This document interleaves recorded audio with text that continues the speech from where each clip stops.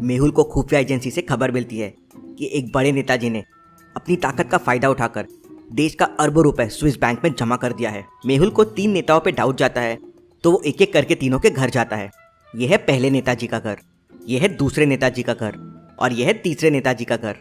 मेहुल तुरंत समझ जाता है कि स्विस बैंक भेजने वाले नेताजी कौन हो सकते हैं। लॉजिकल आर्मी, क्या आप बता सकते हैं?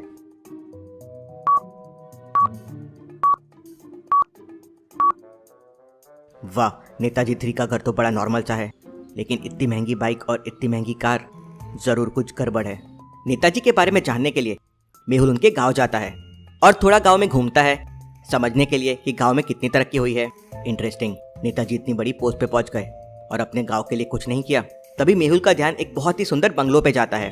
इंटरेस्टिंग, इन सब झोपड़ के बीच में इतना सुंदर घर। लॉजिकल आर्मी, क्या आप सोच सकते हैं ये घर देख के मेहुल को क्या डाउट आया होगा?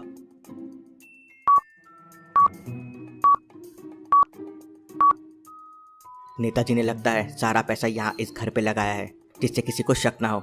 शहर में बड़े नॉर्मल से रह रहे हैं, मामले को और समझना होगा और नेताजी के खिलाफ और सबूत इकट्ठे करने होंगे।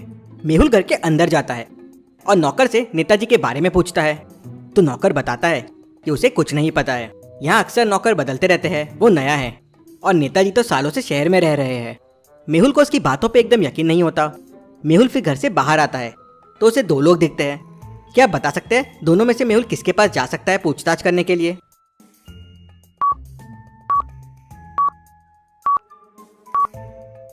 मेहुल बूढ़े आदमी के पास जाएगा क्योंकि नेताजी तो सालों से शहर में रह रहे हैं, तो बच्चे को तो कुछ खास पता नहीं होगा। मेहुल बूढ़े आदमी के पास जाता है और नेताजी के बारे में पूछता है तो बूढ़ा आदमी बताता है, बेटा क्या बताए, वो नेता और मैं सेम क्लास में थे। वो बहुत बदमाश था। गांव का सरपंच बनने के बाद उसने अपनी जेब भरना शुरू कर दिया और फिर अगली बार एमएलए बन गया और उसके बाद शहर चला गया। इससे ज्यादा मुझे उसके बारे में कुछ नहीं पता है। मेहुल ने रिकॉर्डर ऑन कर रखा था और सारे सबूतों को रिकॉर्ड कर रहा था। मेहुल और सबूत इकट्ठा करने के लिए घर के पीछे साइड जाता है तो उसे वहां एक बड़ा सा हिंट मिलता है। लॉजिकल आर्मी, सोचिए मेहुल को क्या हिंट मिला?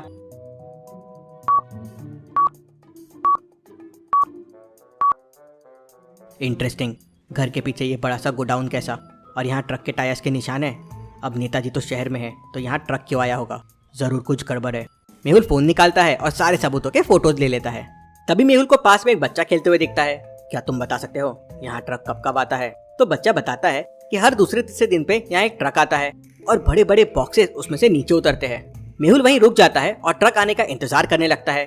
उसी शाम वहाँ एक ट्रक आता है और बड़े बड़े बॉक्सेस ट्रक से नीचे उतरते हैं और गोडाउन के अंदर जाते हैं और थोड़ी देर बाद ट्रक खाली हो जाता है और वहाँ से चला जाता है। मेहुल गोडाउन के सामने आ जाता है। गोडाउन लॉक्ड है। गोडाउन को ओपन करने के लिए ये मैचस्टिक रिडल सॉल्व करना होगा। बस 2 मैचस्टिक मूव करके इस इक्वेशन को फिक्स करना है। तो सोचिए और मुझे बताइए कौन से 2 मैचस्टिक आप मूव करेंगे?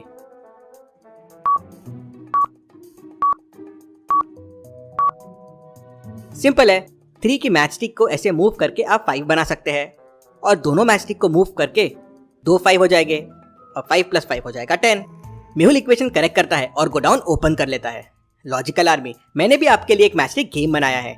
गेम का लिंक मैंने डिस्क्रिप्शन और पिन कमेंट में दे दिया है।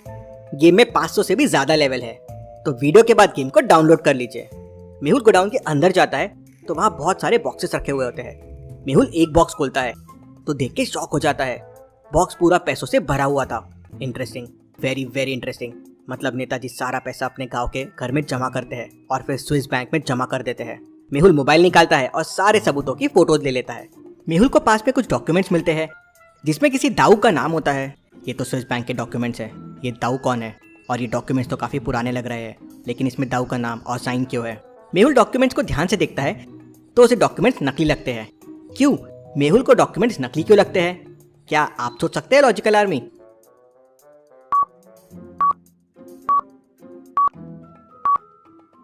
कोई बैंक के ऑफिशियल डॉक्यूमेंट्स में उल्टा साइन नहीं कर सकता। जरूर ये डॉक्यूमेंट्स भी नकली है और ये सिग्नेचर भी नकली है। मुझे ये दाऊ का पता करना होगा। मेहुल अपने खुफिया सोर्सेस से नेताजी के दोस्तों का पता लगाता है तो उसे दाऊ का पता चल जाता है। दाऊ शहर में रहता है। मेहुल तुरंत अपनी कार निकालता है और उनके घर पहुंच जाता है। मेहुल घर के अंदर जाता है तो उसे वहां 3 लोग दिखते हैं। तो क्या आप बता सकते हैं तीनों में से दाऊ कौन है, ए, बी या सी? सोचिए और आपका आंसर कमेंट कीजिए।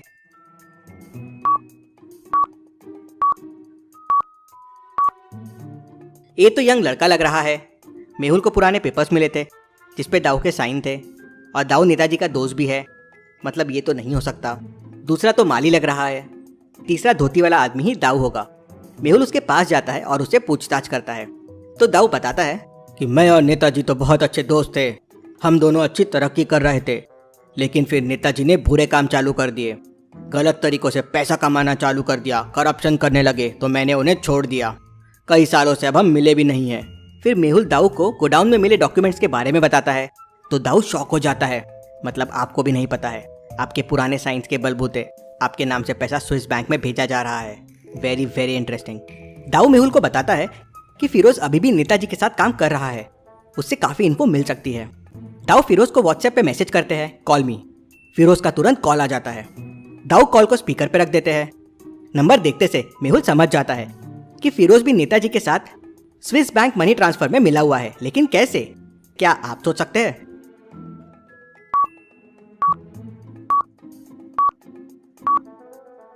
नंबर का कोड देखिए +41 है, ये स्विट्जरलैंड का कोड है और स्विस बैंक वही है, मतलब फिरोज से काफी राज खुल सकते हैं। दाऊ फिरोज से पूछते हैं कि वो वहाँ क्या कर रहा है तो फिरोज बताता है कि वो 500 करोड़ रुपए यहाँ जमा करने आया है। मेहुल ये पूरा कॉल भी रिकॉर्ड कर लेता है। 500 करोड़ रुपए, इतनी बड़ी रकम इंडिया से वहाँ पहुँचा दिया। ये नेताजी बहुत बड़ा गेम खेल रहे हैं। ये फिरोज ही नेताजी के खिलाफ सबसे बड़ा सबूत है, इससे सब पता करना होगा। दाऊ बताते हैं कि फिरोज अपनी पत्नी के साथ इसी शहर में रहता है। मेहुल अपनी कार निकालता है और तुरंत उसके घर के लिए निकल जाता है। मेहुल उसके घर पहुंच के पूरी सच्चाई उसकी पत्नी को बता देता है। उसकी पत्नी रोने लगती है और फिरोज को कॉल करके उसे ये सब बंद करने के लिए कहती है। वो फिरोज से कहती है कि सबसे पहले देश से प्रेम, उसके बाद सब कुछ, और बहुत दुखी हो जाती है। अपनी पत्नी को ऐसा देख फिरोज मेहुल की मदद करने के लिए तैयार हो जाता है और पूरा पैसा वापस लेके इंडिया आ जाता है। ये बात नेताजी तक पहुंच जाती है। नेताजी फिरोज को मारने के लिए एयरपोर्ट पे गुंडे भेज देते हैं। मेहुल फिरोज को लेने एयरपोर्ट जाता है। मेहुल आजू बाजू लोगों को देखता है और समझ जाता है कि कुछ गुंडे उसके आसपास में हैं। क्या आप इस एयरपोर्ट सीन को देख के बता सकते हैं यहाँ कितने गुंडे हैं?